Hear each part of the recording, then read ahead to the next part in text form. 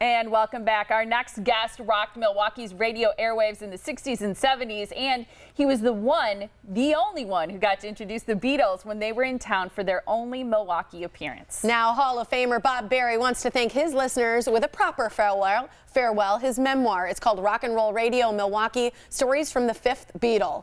And we're happy to welcome Bob to the Yellow Couch. Thanks for being here. Thanks for asking me. Great to see you. Yeah, I want to hear like that, how did you start your radio shows at WOKY? Was it like, hi, I'm Bob Berry? Just the way I came out of the womb. Good morning. Nice to have you here. I loved radio right from the beginning. I loved radio too. I studied journalism. In order to do broadcast television, you had to do print first, then radio, and then TV. I think radio is absolutely fantastic. Well, I did radio, then I did print, and then I went back to radio again. Yeah. What do you love about the radio? Oh man, just the fans for the feedback. It was just really. And today I still get that feedback, and that's the reason for the book. Yeah. Because they wanted to know behind the scenes, what really happened while we were listening. Yeah. Cute. Well, let's talk about a few of those things, because you've got some stories never heard before that you've got in your book, but I know you're going to kind of give us maybe a few little teasers today. What about the Beatles? Let's start with them, because you were the only DJ who got to meet them when they were here on their only Milwaukee performance. You introduced them. That almost didn't happen. Really? I was in the music library, and I got a phone call from a guy from Chicago. He said, we want you to MC the Beatle concert on September 4th. And I said, how much does it pay? He said, we're not paying any of our disc jockeys. And I said, I think I'll turn it down. I said, because I'm getting $200, $250 for doing the Dave Clark 5, the Herman's Hermits, and all the rest of the acts that were coming through. So he said, okay. So I hung up, and the music director said, what was that all about? And I said, well, they asked me to do the Beatle concert, and she said, you turned it down? You've got to be out of your mind. Call them back and tell them you'll do it. So I did, and they had already asked another disc jockey from another station to do it. And they called him back and said, you will introduce the warm-up acts, then introduce Bob Berry, and then he'll introduce the Beatles. So that's what happened. But I mean, my life would have been completely different if it hadn't been for the music director being there when I accepted that phone call. Yeah. Isn't it funny how things like that happen in life? One small interaction can change a lot of things. What was it like meeting the Beatles? Oh, it was fantastic. I didn't realize they'd be as big as, and we'd be talking about it today. Yeah.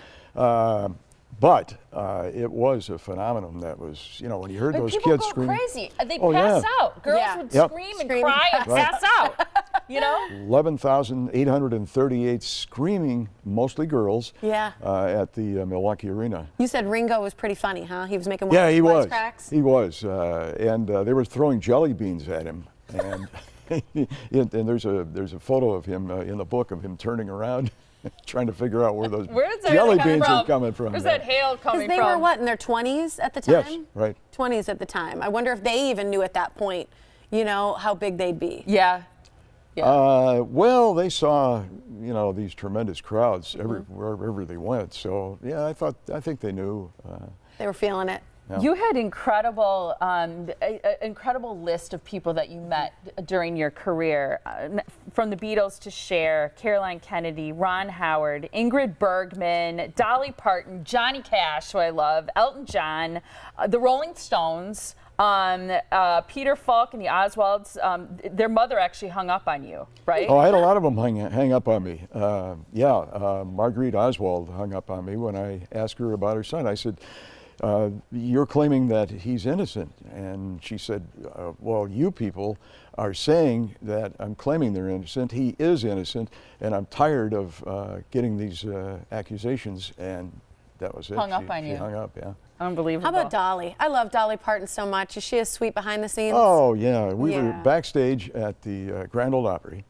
And we finished the interview, and she said, gee, are you sticking around? She says, there's a party tonight. You want to go? And I said, oh, no. I said, I have tickets. I have to fly back to Milwaukee tonight. So one of my regrets. Yeah, you should have gone to the party with Dolly. With all these country stars, yeah, that would have been fun.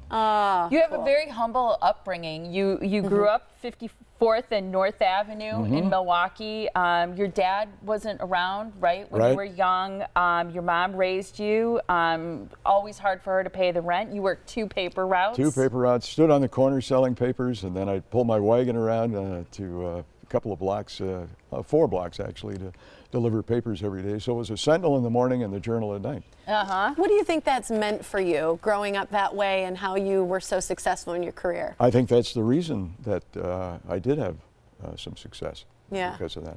What did it mean to you to become a Hall of Famer? I'm sure that moment meant a lot. It did mean a lot. Yeah, it still means a lot today. Yeah, I love that. And that's all those fans that you're doing all this for still. Yeah. You know what really means a lot, though, is when your kids send you a text after the book came out and said, Dad, congratulations, we're really proud of you. That's cute. Means that's the most. Cute. How old are they now? Oh, okay. Our son is 45 and daughter 42. Wow. What will people take from your book? What's in there? I hope a lot of pictures. A lot of pictures, yeah. Yeah. I started out with 149,000 words. The local editor, Bob Beege, and I owe everything to him, he did a tremendous job of editing. He cut it down to 80,000 because he said no publisher is going to take 149,000 words. So then the publisher got it and said, oh, that's too many words. So he cut it down to 58,000. So he said, because we're going to have a lot of pictures in there, he was really impressed with the pictures, and so that's how it came out with the way it is. And this is pre-selfie days. The fact that you have so many great photographs is awesome. Yeah. Because now everybody has their cameras out, you know? Right. Yeah. But I think that's absolutely wonderful. And people will actually have the opportunity to meet you this am I week looking forward to that. Wednesday, which is awesome. You're going to be at Boswell Book Company on Downer. That's this Wednesday, May 9th at 7 p.m. People can get a copy of the book, Rock and Roll Radio Milwaukee, Stories from the Fifth Beatle. Love the title, by the way. And see all the great pictures in there. Meet you, ask questions, and get to know a little bit more about your book and this memoir. I'm really about the 13th Beatle because I was about the 13th MC in their concert series. Every city they'd go into, they'd call them the Fifth Beatle.